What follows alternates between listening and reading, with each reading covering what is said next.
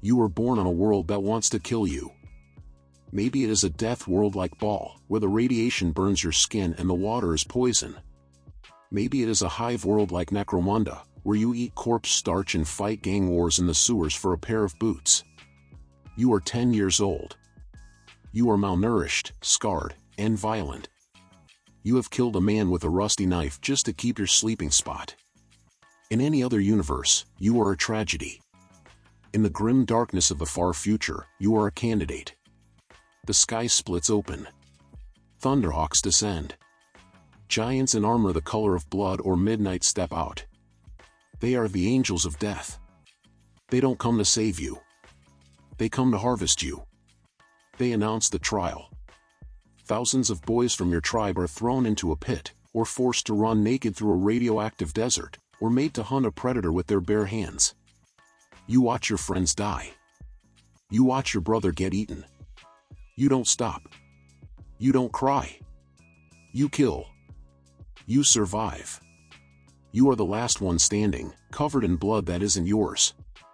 A giant approaches you. He takes off his helmet. His face is a roadmap of scars. He looks at you not with pride, but with cold assessment. Like a butcher looking at a side of beef. Acceptable, he says. He knocks you unconscious. You think you have passed the test. You think the suffering is over. You are wrong. The suffering hasn't even started. You wake up in a place that smells of antiseptic, incense, and old blood. The Apothecarian. You are strapped to a cold metal slab. Servitors, lobotomized cyborgs, hover over you with saws and drills. There is no anesthesia. Anesthesia is for the weak. Pain is the first lesson of your new life. The transformation begins. They don't just train you, they rebuild you. They take you apart, piece by piece, and put something else back inside. It starts with the secondary heart. They cut open your chest and shove a second pump next to your own. Now, you can survive a sword through the chest. You can sprint until your lungs burn, and keep sprinting. Then comes the osmodula. They inject a ceramic chemical into your bones. Your ribcage fuses into a solid, bulletproof plate. Your skeleton grows, stretching your skin until it tears. You grow 2 feet in a year. The agony is constant. It feels like your bones are made of broken glass. Then the Biscopia. Your muscles swell. You become a monster of meat and fiber. You can crush a human skull with one hand. They implant the multi-lung. You can breathe poison. You can breathe underwater. They implant the Omophagea. Now, if you eat the brain of an enemy, you can steal their memories. You become a cannibal for tactical data. They implant the lineman's ear. You can no longer get dizzy. You can filter out the sound of a bolter firing next to your head. They implant the oculobe. You can see in the dark. 19 organs. 19 surgeries. 19 times you die on the table and are shocked back to life. Many of the boys who were taken with you don't make it. Their bodies reject the organs. They mutate. They die screaming. They are tossed into the incinerator. Failed experiments. But you survive. You are an aspirant no longer. You are a neophyte. But the physical torture is nothing compared to the psycho-indoctrination. While your body heals, they hook your brain up to the hypnomats. For weeks, you are bombarded with images, sounds, and subliminal commands. They erase your past. Your mother? Deleted. Your father? Deleted. Your fear? Deleted. They replace your memories with loyalty. We are the Emperor's will. We are the defenders of humanity. They shall be my finest warriors, these men who give of themselves to me. You stop being a person. You become a biological weapon. You don't love anymore. You don't dream anymore. You only know duty. You look in the mirror. A 7-foot-tall giant looks back. You don't recognize him. The boy from the Hive City is dead. You are a space marine. An Astartes. Your final surgery is the black carapace. They peel back the skin of your torso and implant a black plastic sheet under your flesh. It has neural ports that plug directly into your nervous system. This is the interface. They dress you in power armor. Ceramite plates. When the ports connect, you don't feel like you are wearing a suit.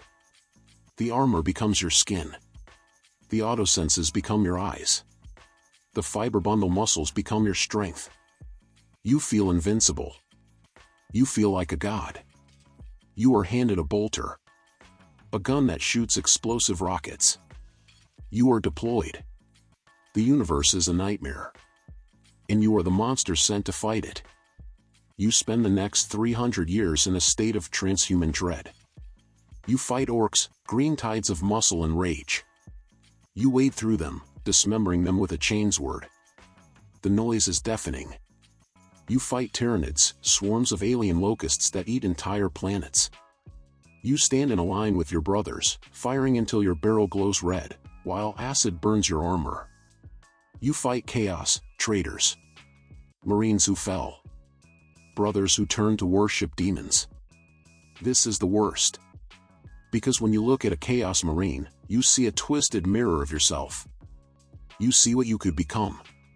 You fight on worlds of ice, worlds of fire, worlds of demon flesh. You see humans. The mortals.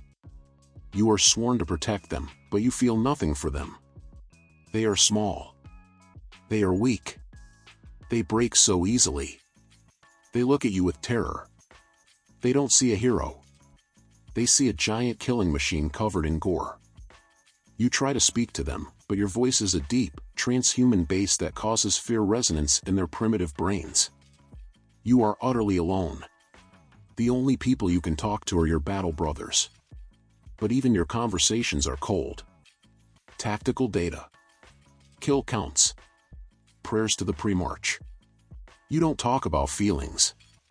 Space Marines don't have feelings. You have hypno-indoctrination to suppress the trauma. When a brother dies, you take his gene seed, the glands in his neck and chest, so they can be put into the next child recruit. His life didn't matter. Only the biological material matters. The chapter must survive. You are 200 years old. You are a sergeant. You have scars on your face that would kill a mortal. You have a bionic arm because an orc ripped the original one off. You are tired.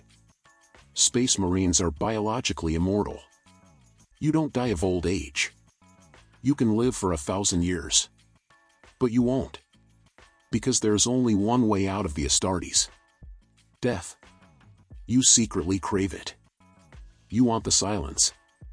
You want the war to end. Every battle, you fight a little harder.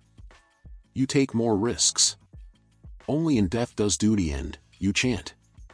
But the universe has a cruel sense of humor. It happens on a muddy trench world.